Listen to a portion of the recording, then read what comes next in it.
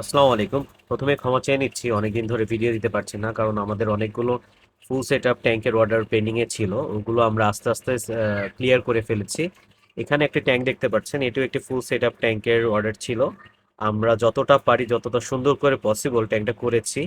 দেখা যাচ্ছে যে ফুল ভিডিওটা দেওয়া পসিবল না, অনেক লেন্দি হয়ে যাবে। আমরা একটা টাইম ল্যাপস দিয়ে রেখেছি, দেখতে পাচ্ছেন কেমন হয়েছে ট্যাঙ্কটা।